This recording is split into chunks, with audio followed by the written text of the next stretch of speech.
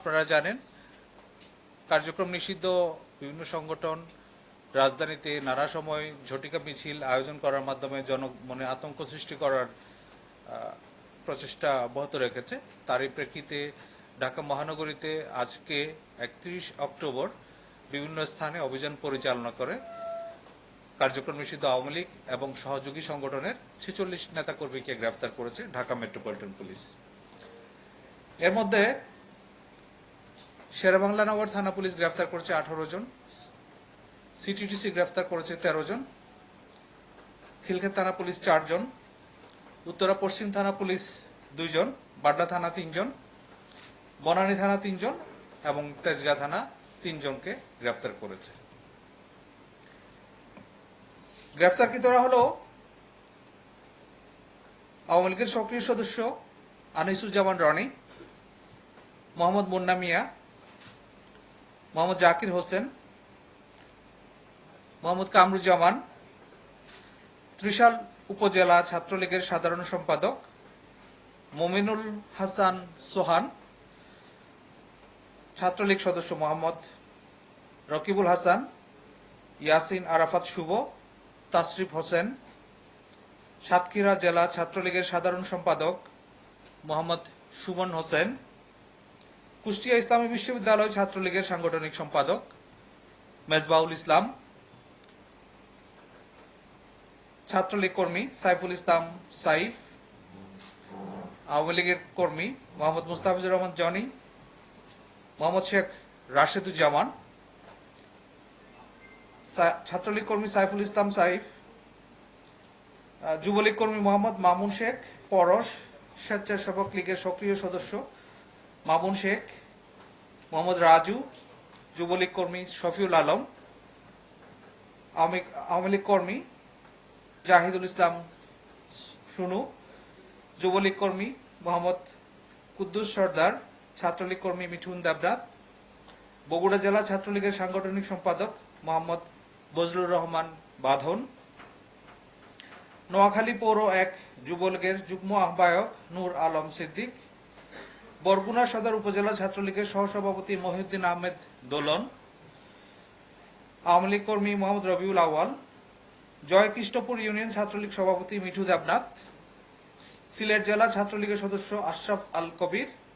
ফেঞ্চুগঞ্জ উপজেলা ছাত্রলীগ সদস্য দেবজ্যোতি দে নব, বাউরিয়া ইউনিয়ন ছাত্রলীগ সভাপতি মোহাম্মদ মনির হোসেন ফরহাদ, আওয়ামী লীগ কর্মী আলমগীর হোসেন জনি, বিশ্বজিৎ সাহা, মোহাম্মদ মাহফুজুর রহমান, মোহাম্মদ আব্দুল শুকুর,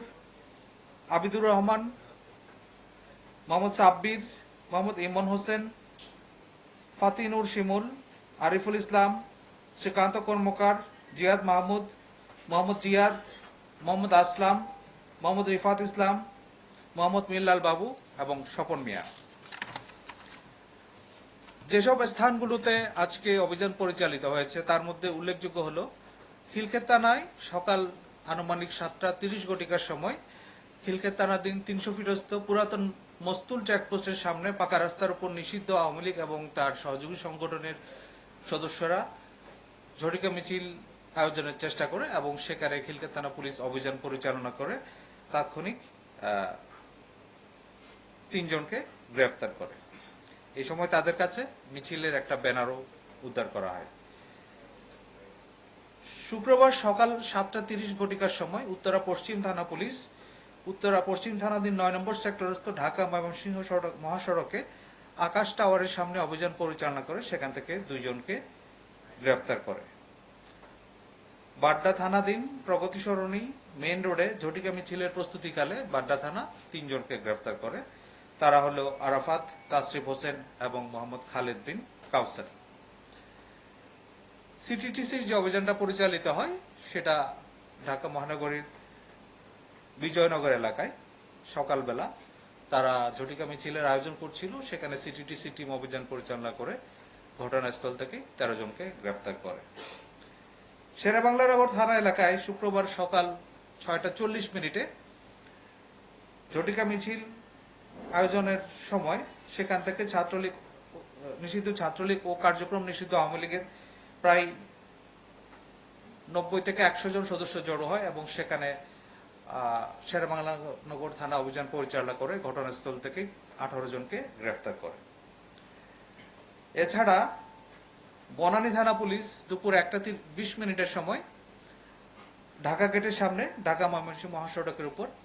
ঝটিকা মিছিল আরম্ভের চেষ্টার অভিযোগে 2 জনকে গ্রেফতার করে এবং তেজগাঁ থানা পুলিশ সকাল 10:30 সময় বিজয় সরণী এলাকা থেকে 2 জন ছাত্রলীগ কর্মী, নিষিদ্ধ ঘোষিত সংগঠন, তাদের 2 জন কর্মীকে গ্রেফতার করেছে। এই যে নিষিদ্ধ ঘোষিত বিভিন্ন সংগঠন এবং কার্যক্রম নিষিদ্ধ সংগঠন তাদের যে অপতৎপরতা সেটা রোধ করার জন্য ঢাকা মহানগর পুলিশ সক্রিয় রয়েছে এবং তারই অংশ হিসেবে এই গ্রেফতারগুলো সংগঠিত হয়েছে এবং গ্রেফতারকৃতদের বিরুদ্ধে সংশ্লিষ্ট থানায় সন্ত্রাস বিরোধী আইনে নিয়মিত মামলা রুজু করা হয়েছে এবং তাদের যে অন্যান্য কোনো অপরাধের সাথে সংশ্লিষ্টতা আছে কিনা সেগুলো যাচাই বাছাই করা হচ্ছে। আপনাদের সকলকে আন্তরিক ধন্যবাদ। কারো কোনো প্রশ্ন থাকলে করতে পারেন।